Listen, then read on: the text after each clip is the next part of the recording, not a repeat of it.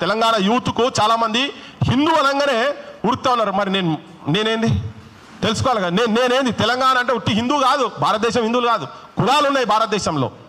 నా కులాన్ని నా జాతిని బట్టి తిట్టినప్పుడు నాకు ఆత్మాభిమానం ఉంటుందా ఉండదా? వేల కులాలు కలిపితే కదా ఒకటి వచ్చింది. నువ్వు హిందూ అని రాత్రి అంటే నువ్వు ఎవరిని చేసుకున్నావా బండి సంజయ్? నువ్వెవరు? మీ భార్య ఏంటిది? మీ పిల్లలకి ఎవరికి ఇస్తావు రేపు పొద్దుగాల? మీ పేరెంట్స్ ఏంటిది? నేను వ్యక్తిగతంగా మాట్లాడదు కావచ్చు, కానీ నువ్వు హిందూ అంటున్నావు కదా. ఎవరిని పెళ్లి చేసుకున్నావు? నీ భార్య ఉన్న దళితులా, మాలమాదిగలను చేసుకున్నావా, గోండులా, కోయోళ్ళా, గొల్లోళ్ళా, గౌన్లోళ్ళా? కాదు కదా. ఇది ఉంది, ఎవరి అస్తిత్వం వాళ్ళకు ఉంటుంది, ఎవరి ఆలోచన వాళ్ళకు ఉంటుంది.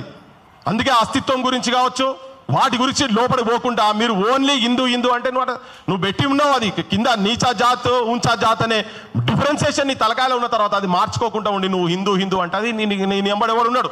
నిజం కూడా ఇప్పుడు ఆ 3 కులాలకు సంబంధించినటువంటి వాళ్ళు కావచ్చు, వాళ్ళని అభిమానించేటోళ్ళు కావచ్చు, నేను కూడా విజ్ఞప్తి చేస్తున్నా, ఈ కులాలలో ఎవరు కూడా రేపు పొద్దుగాల బండి సంజయ్కి ఓటేయొద్దు.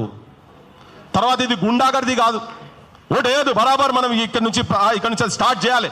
చేస్తేనే వీళ్ళు దారికి వస్తారు.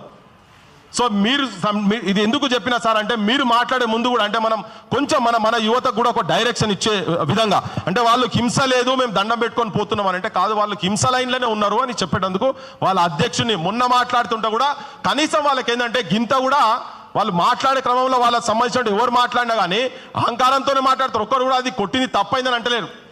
సరే, ఒక కొత్త ఆలోచన తీసుకొచ్చింది ఏంటంటే ఆ కుటుంబానికి సంబంధించినటువంటి ఓ పద్మారావు ఇంటికాడ తీసుకుపోయారట, పెద్ద మనిషిని చెంప మీదకెళ్ళి కొట్టిరట. ఆడ ఎవరో కొడితే దాని గురించి కూడా ఎవరు కొట్టినా కానీ కొట్టుడే మేము కూడా మాట్లాడతాం. కానీ మరి మా వాళ్ళ గురించి మా వాళ్ళని లోపల నువ్వు ఏం కాంప్రమైజ్ చేసినావు ఏందో తెలియదు. కానీ ఇది సమాజాన్ని మొత్తం అన్నట్టు.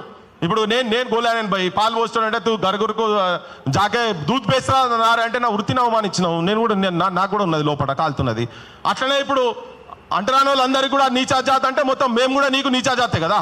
గుల్ల గౌన్లో వీళ్ళందరూ మేము కూడా నీచా జాతులం కదా. నువ్వు కొట్టిన ముదిరాజు కూడా నీచా జాతే కదా, మాలమాలి ఒక్కటే కాదు కదా. సో ఇక్కడ ఇది చాలా ప్రమాదకరంగా పోతున్నది. కాబట్టి ఈ అంశాలను కూడా దృష్టిలో పెట్టుకొని నెలదేందంటే క్లియర్ కట్గా కొండ సింహాలు ఆ పామును మనని మింగనీయకుండా చేయాలంటే ఒక కన్స్ట్రక్టివ్ ఆలోచన నిజం కూడా. ఇప్పుడు ఆంధ్ర తెలంగాణ కలిసినప్పుడు భూముల మీద మనకు జెంటిల్మెన్ అగ్రిమెంట్లో ఉన్నది ఇక్కడ భూములు కొనొద్దు అని ఉండే. కానీ అది ఉన్న తర్వాత కూడా జెంటిల్మెన్ అగ్రిమెంట్లో ఉన్న తర్వాత కూడా వచ్చి వాళ్ళు కొనుక్కున్నారు. ఇప్పుడు అది పోయింది, వాళ్ళతో పాటు ఇప్పుడు వీళ్ళు కూడా కలిసారు మొత్తం.